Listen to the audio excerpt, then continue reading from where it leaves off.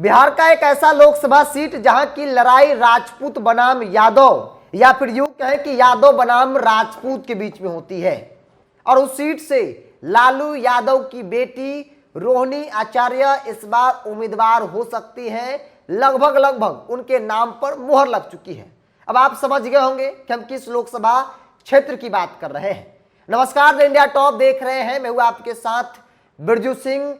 आज की इस वीडियो में बात सारण लोकसभा क्षेत्र, जहां से मौजूदा सांसद राजीव प्रताप रूडी भाजपा के हैं।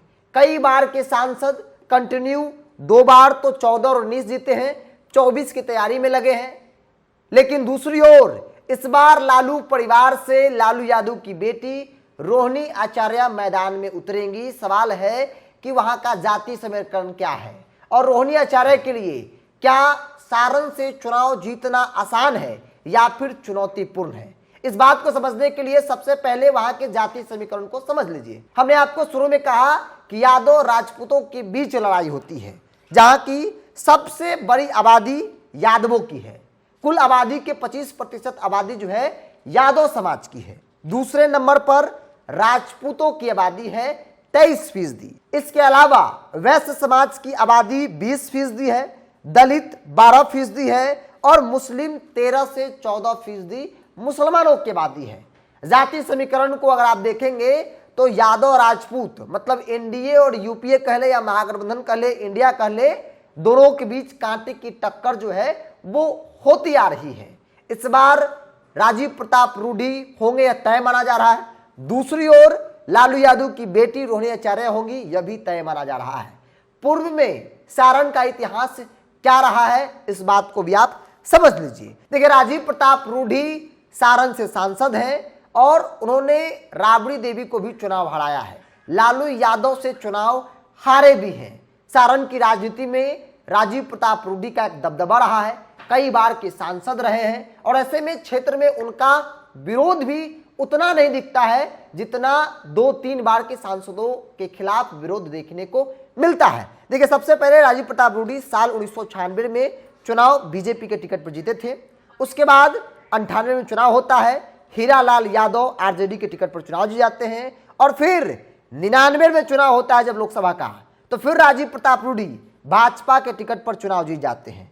अब बारी आती है साल 2004 मतलब लालू यादव का जमाना।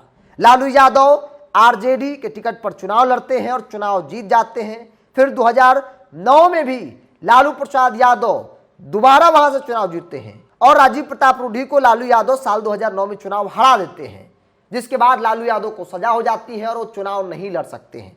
अब बारी आती है साल 2014 में एक तरफ राजीव प्रताप रूडी होते हैं तो दूसरी ओर राबड़ी देवी होती है पूर्व मुख्यमंत्री बिहार, और राबड़ी देवी को तकरीबन 40,948 वोटों से हार की मुंह देखनी पड़ती है राजीव प्रताप रूडी से। जब साल 2019 का लोकसभा चुनाव आता है, पूरे देश में मोदी का नारा लग रहा था और राजीव प्रताप रूडी भी 19 में चुनाव जीत जाते हैं और 19 में आरजेडी लालू यादव के समधी चंद्रिका प्रसाद यादव को मैदान में उतारते हैं और चंद्रिका राय को राजीव प्रताप रूडी ने 1,38,615 वोटों से चुनाव में मात दी थी। और अब बारी आई है 2024 लोकसभा चुनाव मतलब इस साल होने वाले लोकसभा चुनाव की।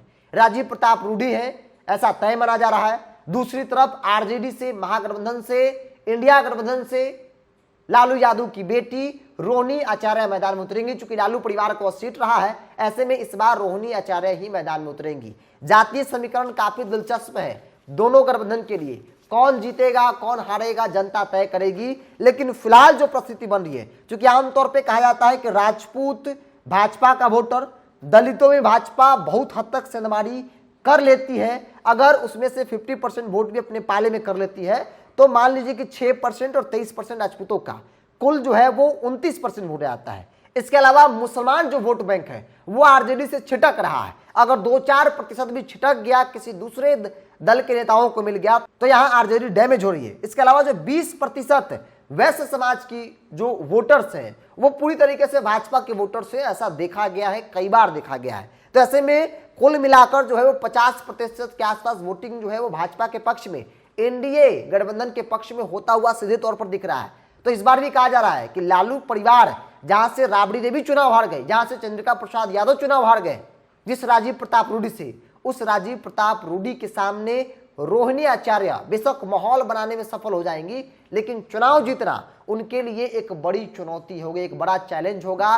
सारण से आरजेडी जीत जाए, ये एक बड़ी चैलेंज जो है वो आरजेडी के लिए है। इसीलिए हम कह रहे हैं कि राजीव प्रताप रूडी कई बार के सांसद हैं, लेकिन जो विरोध आमतौर पे दूसरे सीटों पर 2-3 बार के सांसदों के खिलाफ देखने को मिलता है, वो विरोधाभास सारण संसदीय क्षेत्र में नहीं देखने को मिलता है। तो इसलिए कहा जा रहा है कि राजीव प्रताप रूडी के सामने रोहिणी आचार्य टिक पाएंगी, ऐसा संभव नहीं है। हर बार की तरह, पिछले 2 बार की तरह इस बार भी भाजपा जो है वो आसानी से चुनाव जीत जाएगी, ऐसा माना जा रहा है। लेकिन ये सब कुछ जनता को तय करना है, जनता तय करेगी किसे हराना है, किसे जिताना है, किससे वो संतुष्ट है, किन की बातों में वो आ जाती है। आपको क्या लगता है, आप अपनी राय को कमेंट बॉक्स में रखिए। अगर आप मेरे चैनल को यूट्यूब पर देख रहे हैं तो सब्सक्राइब कर लीजिए, फेसबुक पर देख रहे हैं तो पेज को लाइक और फॉलो कर लीजिए।